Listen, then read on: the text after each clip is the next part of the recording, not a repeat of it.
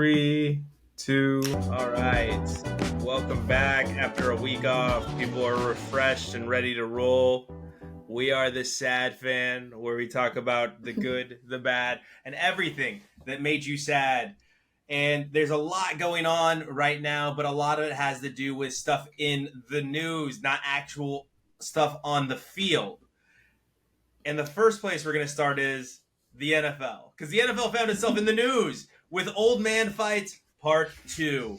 We already did Nick Saban and Jimbo Fisher last year, and now we've got Part 2 with Nathaniel Hackett, Sean Payton, and Old Man, what's he taking now? What's his drug of choice, Aaron Rodgers? It's not salvia, ayahuasca. Thank you, ayahuasca. Old Man Ayahuasca Rodgers, who moves to New York and just goes, you know what? I'm going to legalize everything here. I will make it happen because I am Aaron freaking Rodgers. So, fear and loathing in New York. Fear and loathing, exactly. And that is what he has chosen. He kind of looks like it, too, a little bit. He looks a little gaunt. Got hurt right away. He looks like he's been in an ayahuasca tent for about, 10 years. Now, I mean, but you're stuck in Green Bay. So, sorry, Green Bay. You're going to catch a stray here. I mean, that might put me in an ayahuasca tent as well. No. Like, this can't be my reality. I need to find an alternative reality. How can I do it? Mind-altering substances in a very hot tent. They got lots of booze and cheese. They do have lots of booze and cheese. So, right now, the news coming out of these two camps is, and we're going to get notes from each thing that has happened. Sean Payton said, essentially, I'm paraphrasing here. I'm definitely aggregating what he said. He said Nathaniel Hackett sucks. And I found that hilarious. And Wes, you have notes. Does Nathaniel Hackett suck? Here, wait, hold on. Yes, he does. So with Nathaniel Hackett being absolutely terrible, and if you look at his coaching tree, he's really not done anything without an amazing quarterback like, Aaron Rodgers, who, regardless of me teasing, is probably one of the top 4 or 5 quarterbacks over the last 20 years, right? It just depends on where you rank Peyton Manning, Tom Brady, Drew Brees, and Aaron Rodgers in that ranking system. But yeah, still top 4 quarterbacks over the last 20 years. They've dominated the game. They've owned all the metrics, and until Sir Patrick Mahomes, but he wasn't on the radar until about 3 years ago. I mean, he's only been in 1 Super Bowl. He has, but it could be due to, Nathaniel Hackett being terrible. All right? That could be it.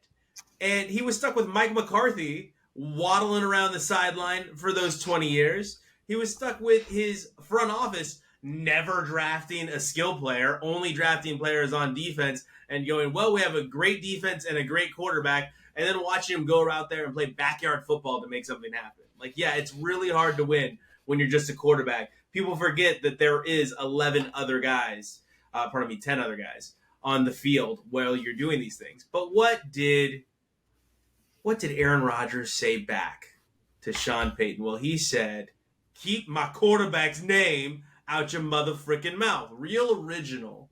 But do you think that was like the best comeback, Chelsea, for him to come at Sean Payton with? No, I mean, that is that is the take that you say when you have literally no original comeback. And the thing is that he had time to prepare. Yeah. Before he was asked this, and he still just had absolutely nothing and was like, no, keep his name out of your mouth. Like, okay. Like, he knew he was going to get asked, too. You're going to get asked. Absolutely. I mean, just why wouldn't you prep some other, actual response? But just, that is so weak. It's very sad. Use real words, Aaron. Don't just imitate Will Smith at the Oscars, please. Use real words and tell us how you feel. And then Sean Payton did what I absolutely hate. He backtracked. He should have just owned it. He should have been like, yeah, he sucks. Can you imagine how hard my job has been since I took over? Having to undo all of his screwed up mess? Well, let's not shy away from. There's also some benefits to Sean Payton saying it, like hedging his season. He's hedging a little bit, Wes, isn't he? Yeah, a little bit.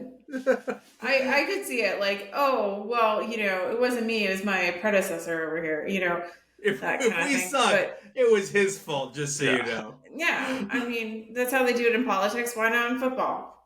Yeah. I've been working 80-hour weeks to undo what this guy did. Give me some slack. And Wes, you said something pretty funny about Aaron Rodgers, right? I mean, he's only played in one Super Bowl.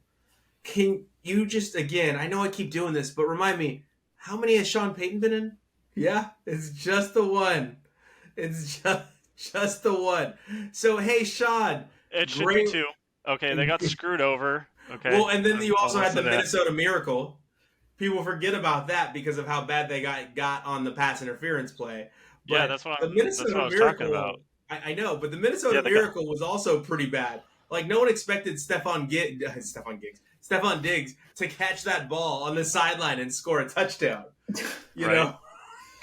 So they've got a couple times in New Orleans. But I'm sorry, don't put yourself in that position. He's had one of the better teams on paper since 2014, 2015. Okay? You gotta overachieve there, Sean, if you're so great, and if Nathaniel Hackett is so bad. Also, Sean Payton had, I think, one of the quarterbacks I mentioned, if I'm not mistaken, in the top 4 quarterbacks over the last 20 years, right? Mr. Drew Brees? Yeah. Mr. Brees? So when we really break this story down, hey, you're both underachievers. You both had obstacles in your way, of course. You can't make it all happen. But now I revert back to what Wes said. Lean into it. In fact, I hear there's a Jake Paul-Nick Diaz fight that's about to go down. And maybe we could just get Sean Payton and Nathaniel Hackett on that circus of a card where they could just throw down with each other. The opening fight, yeah. Just be the opening. Why not? Just get it all. Old man fights 12. Can we get Zuckerberg and Musk on that card too? No, Elon's mom said no. Elon's mom said Elon is a very fragile boy. He doesn't really know what he's saying, and he could get hurt. I mean, we know Zuck would whoop his butt. You know what Zuckerberg? So on one of our other properties. So on one of our other properties, Popcorn and Beers, we reviewed a movie called Foxcatcher. Okay, and in Foxcatcher, the DuPont family start a training center for the USA Olympic wrestling team. And it's not the family, it is the son. And I can't remember his first name. I think it's John. I'm just going to call him John. If it's not his name, fact check me later. I don't care. But John DuPont decides he wants to be the reason why they're successful, and he learns how to wrestle. And he wins a tournament that he sponsors. John DuPont wins a tournament that he sponsors, and there's a little indication that it's due to bribery, right? Because it's the richest family in the United States at the time. That's what Zuckerberg's black belt reminds me of, Wes. That's exactly an awkward. When you say he's a black belt, I say how much did he pay for it? See, the thing is, I think he has access to the best instructors in the world. He has access to the most money in the world. So I think he's actually a pretty good fighter, and I think he would whoop the crap out of Elon. Oh, I mean, I guess that's where my money would go, but I also don't think he's that great of a fighter. I think he's a fighter with money. For like a spoiled billionaire who's like probably never been in an actual fight. There you go. When we put it on that curve. Yeah, when we include the caveats in there. Would he like go toe to toe with like an actual fighter? No. Wes, I don't think he'd go toe to toe with you. I think he would kick my ass. Wes, you would just run for 100 miles around him until he gets tired.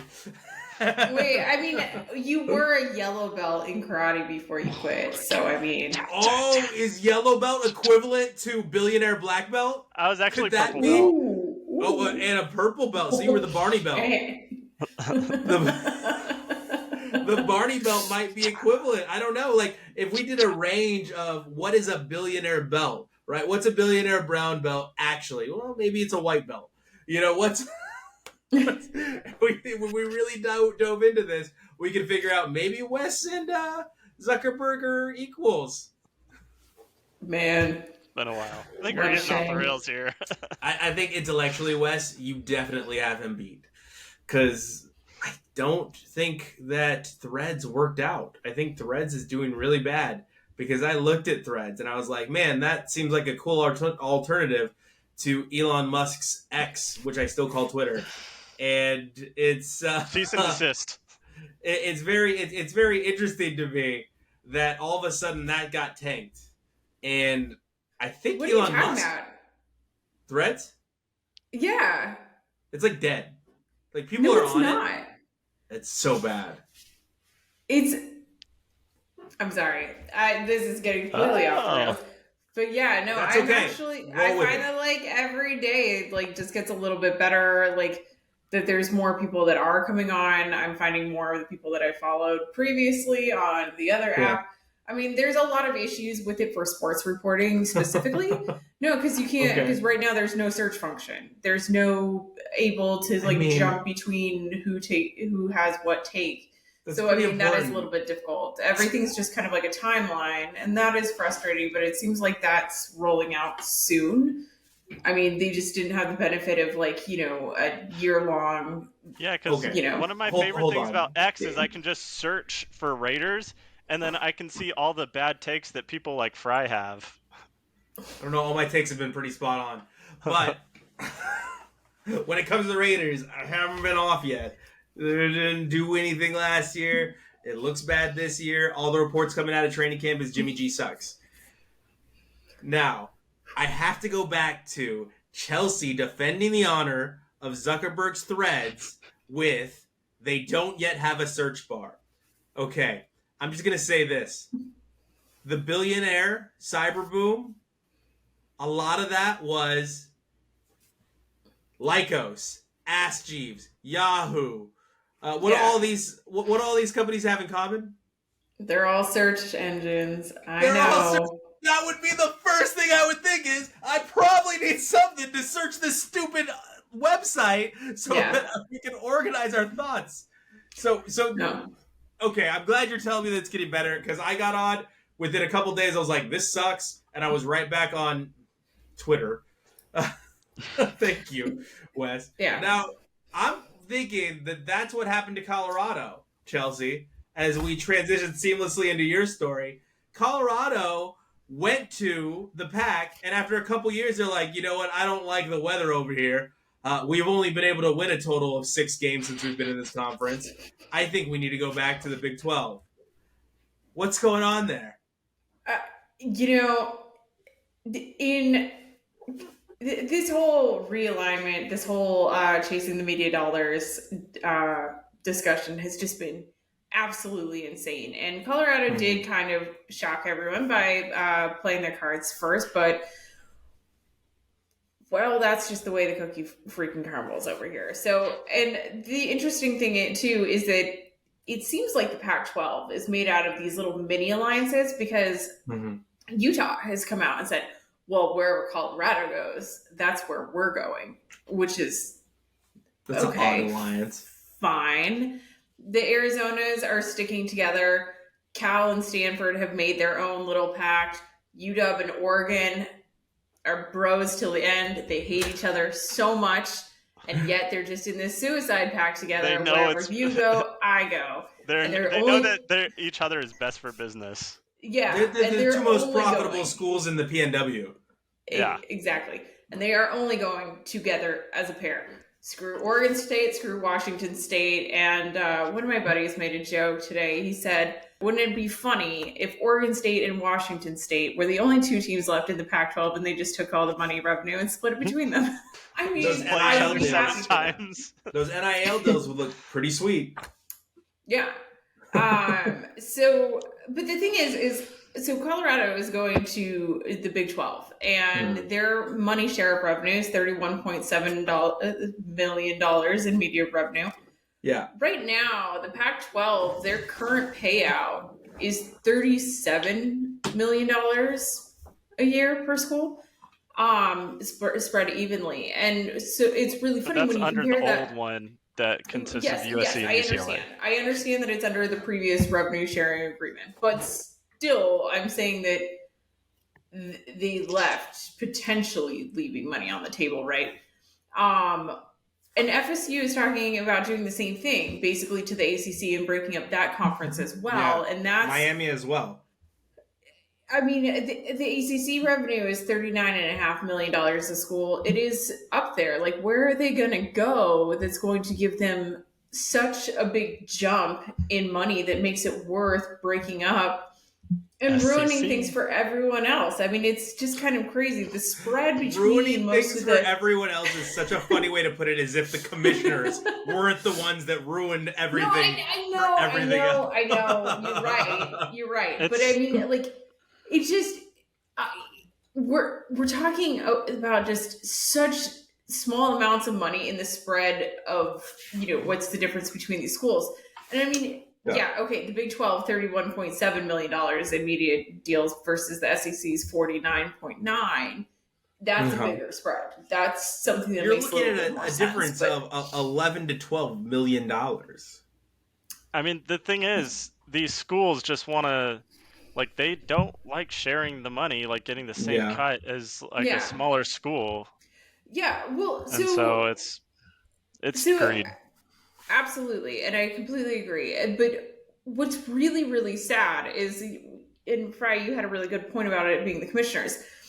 These commissioners do create these massive media deals, and you compare what the Pac-12 has been offered this week, which is just, hey, we can offer a paid app on Apple TV for $20 a month, and we can offer a playground.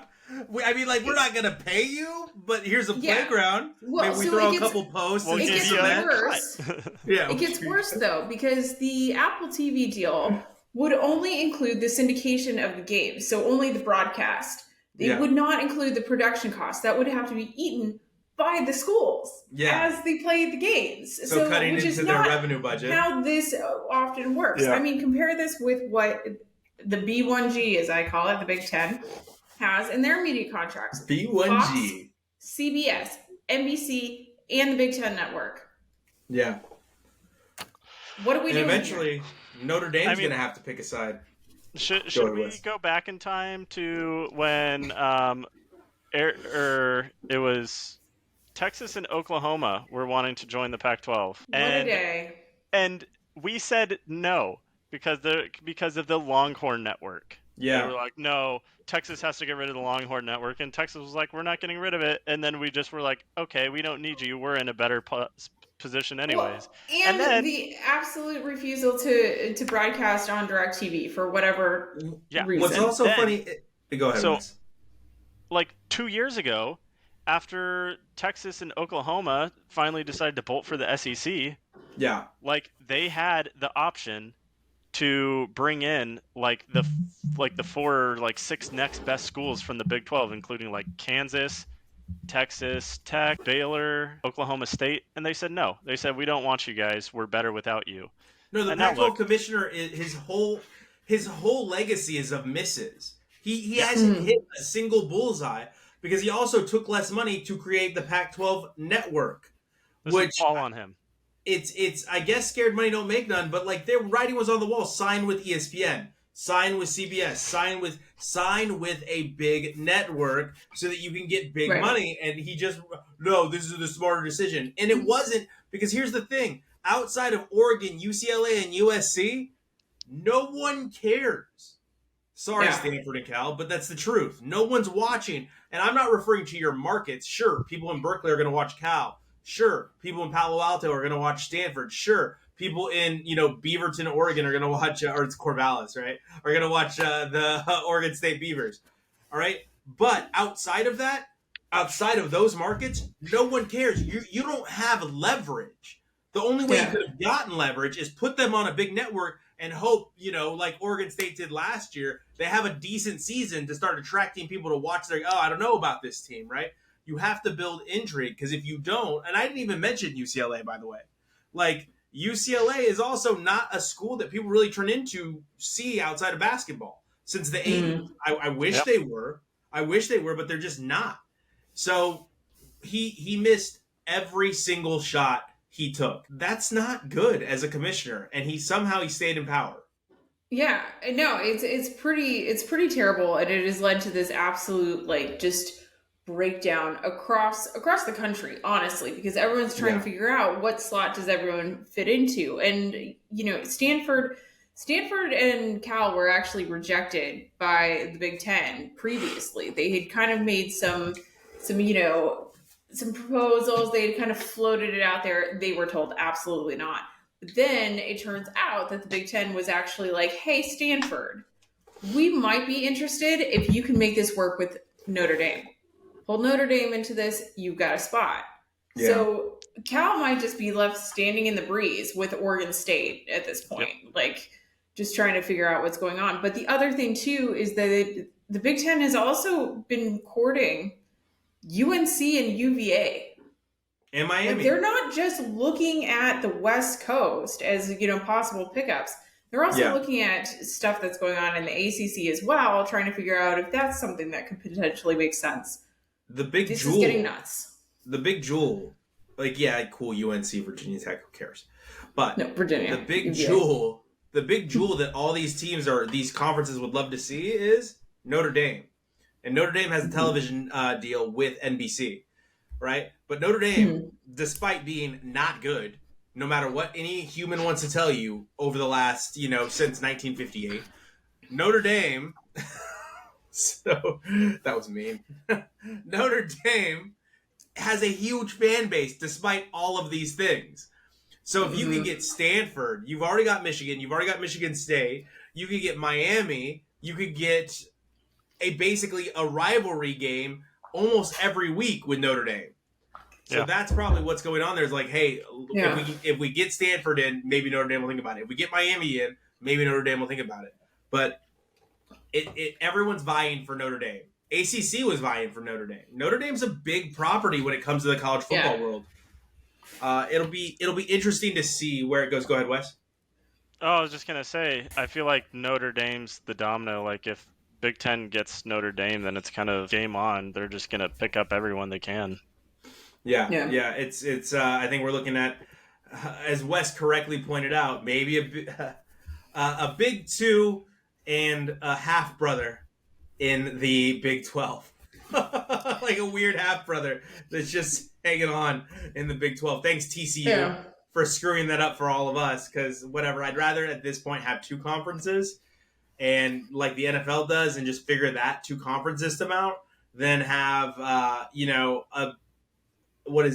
curveball, a wild card in the Big 12. Now, on to the Women's World Cup, because we're running a little bit short on time, and this is something I want to talk about. Team USA has been in it.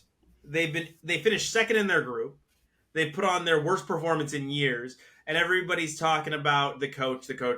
And I don't want to talk about that necessarily. I want to talk about mental fatigue. Not only has Team USA won 2 World Cups in a row, and there's not a lot of three-peats in the world of sports, by the way. There's not. Like, if you go throughout every sport, there's not a ton of three-peats. Not even Bama three-peated, and they own college football. There's not a lot of three-peats. You know why? Because teams get tired. It's the Bulls, the Lakers, and those are the last 2 I can think of for a long time. Now, and that goes all the way back to the 90s, by the way.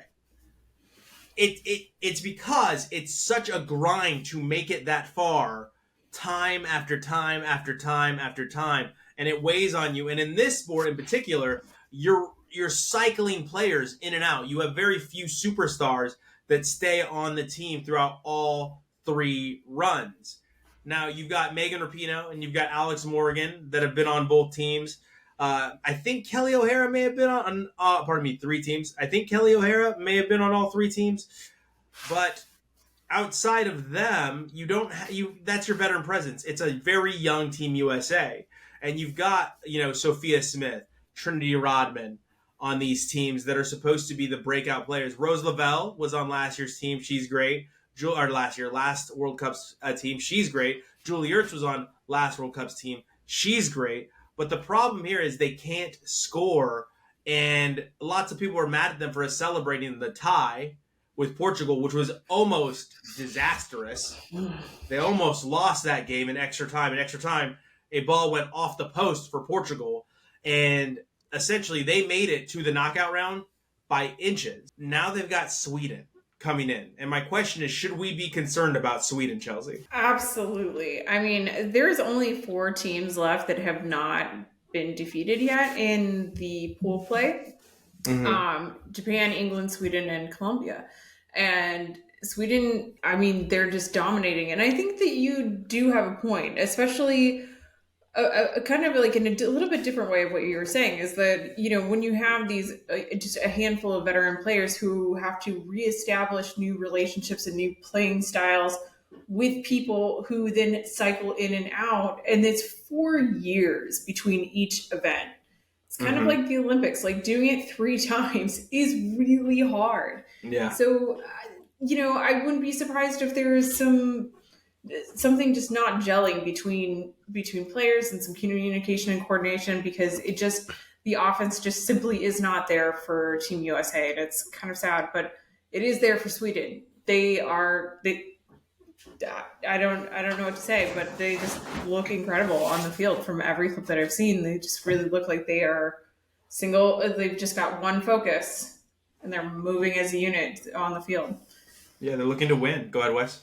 U.S. is going to come through when it matters. That's your assessment. That's your take. They're winning it all. Okay, they're winning it all. They're not going to be stopped. And I will go back when you say three-peats. FC Bayern Munich has like 9 in a row. Okay. It's fair. That's fair. But to be also fair, their season doesn't extend into like a playoffs, a knockout round, a Elite 8. Like, they don't keep going. They just have the same amount of games every year to win that championship. Right? Yeah. But in the sports where you play additional games to win championships, it doesn't happen. All right. So anyway, Wes, back to Colombia. Let's leave Bundesliga where it's at in Germany in the off season. USA. Let's focus on this young person, Linda Caicedo, who's been probably the best player in this year's World Cup. And I want to encourage everybody to wake up very early and just watch. They have no need to win this game. So you know what? Scratch that. I wanted to invite you all to watch her, but in their knockout round game, because they've already made the knockout round, watch Colombia play, because they're not a well-supported team as far as soccer federations are concerned. No women's league really is. And if our women are fighting for higher wages and higher salaries on the pitch, imagine what these women are going through. I think there was a situation with the Jamaica team where they weren't even put on the same flight. Like, the players weren't even put on the same flight to the World Cup. Jeez. And they've made the knockout stages by beating a powerhouse in Brazil. Well, they didn't beat them, but they drew them. And that made it so that Jamaica would make it through to the knockout stages as opposed to Brazil. And Brazil's out. Yeah. Which is crazy. Powerhouse gone. And that's the last point I really wanted to make today is support this sport. I know it's on in a weird time zone. I know you're going to have to, turn on your TV at 3 a.m. and pass out. Fine. But at least get the eyeballs on these games so these women can get paid, because they are fantastic athletes and they are amazing at what they do and they deserve to be recognized. Linda Caicedo is only 18 years old. And she's doing what she's been able to do in this year's World Cup. Go ahead, Wes. That's crazy. I was just going to say that's crazy. Super young. Yeah. And she's participated now. This is her 3rd World Cup because she played in the 18 and under. She played in the 20 and under World Cup. And now she's in this World Cup. She's a rock star. She has full potential to be the best women's player in the world as she gets older and older. We are a year older. As you guys know, we're pressing towards season 2. We had to take a short break so we could prep and kind of figure out how we're going to frame up season 2 and what we're going to do. So now that we're there, I think we just did it normal. We rolled with how we always roll. We want to thank you all for tuning in each and every week. Remember, you can follow us at TheSadFan Cast. You can follow us at TheSadFan 12. You can follow us on YouTube at TheSadFan Podcast Network. And you can follow us on TikTok at TheSadFan. Thank you all so much. Find us on X. Thank you so much to Wes. Thank you so much to Chelsea for bringing all the information and the energy. We will see you guys next week here at TheSadFan.